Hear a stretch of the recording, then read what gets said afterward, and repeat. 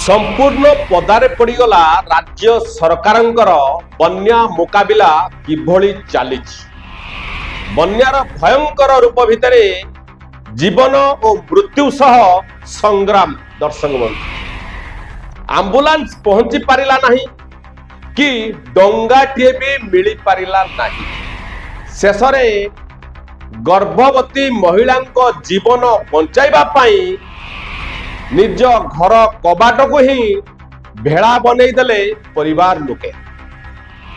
खाली सेतिक नुहे दर्शक बंधु, हॉस्पिटल रे शिशु संतान जन्म हेबा परे मात्र 3 दिनर कुनी छुआटा को धरी पुणी सेई भेड़ा रे ही भरा पानी भितरे भासी भासी घर को फेरी चलती।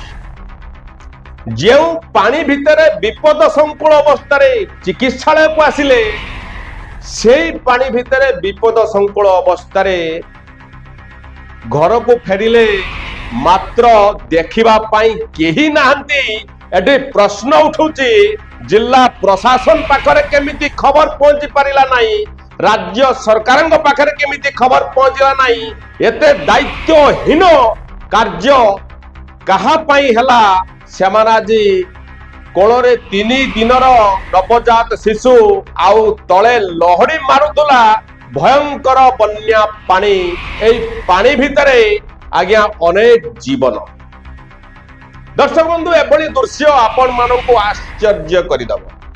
घटनाटी भद्रक जिला बासदेवपुर ब्लॉक जगन्नाथ प्रसाद पंचायत दधी पावनपुर पाड़ गाँव आसी। दर्शक बंधु,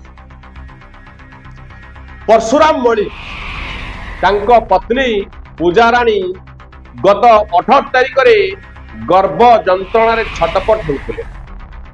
हेले गाँ को एम्बुलेंस तो दूरर कथा, कहीं जेते बेले पानी भर्ती हो रही, किंतु दुखर कथा प्रशासन पक्षरु डंगाटीए भी मिली पारि नथिला।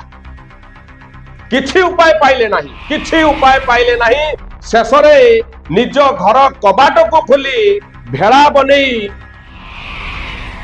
जीवन को बाजी लगाई से कबाट भेड़ा बसाई अति विपद संकुल अवस्था पूजाराणी को वासुदेवपुर गोष्ठी स्वास्थ्य केन्द्र रे पहुंचाई थिले परिवार लोके।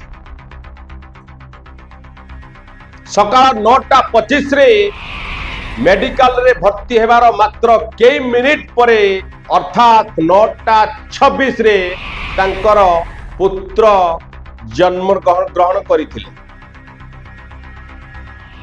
हेले कथा एइडी सरिला नहीं।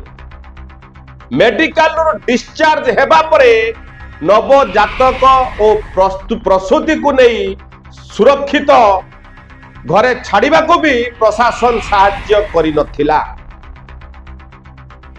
किछि बुझी पारुचंती तो दर्शक बंधु, ए घटना संपर्क रे जो भली अवस्था रे आसीथिले सेही भली अवस्था रे शेष रे डेलीवरी रो 3 दिन परे सेही 3 दिनर कमलमती कुनी शिशु को कोଳରେ धरी बाउंस भेड़ा रे पानी रे भासी भासी घर को फेरी थिले।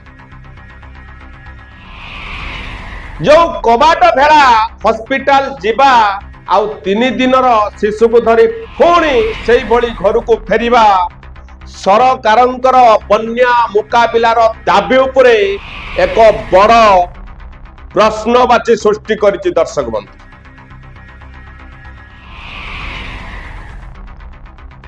तेबे प्रशासन केबे निदरु भांगिबो एवं ए जलबंदी लोकंक पाखरे सहायता पहुंचाइबो, ताहा बड़ प्रश्न।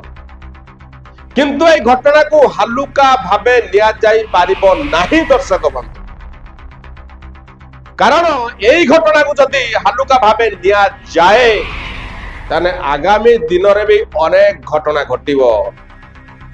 सेतिपाई पुंखानुपुंख तदंत दरकार। आउ कौन पाई एभली घटना घटिला आउ कहा पाई घटिला କାହିଁକି ତାଙ୍କୁ ପ୍ରଶାସନ ପକ୍ଷରୁ ସହଯୋଗ ମିଳିଲା ନାହିଁ ସବୁ ତାର ତଦନ୍ତ ହେବା ଦରକାର ଆଉ କାର୍ଯ୍ୟାନୁଷ୍ଠାନ ନିଶ୍ଚିତ ହେବା ଦରକାର।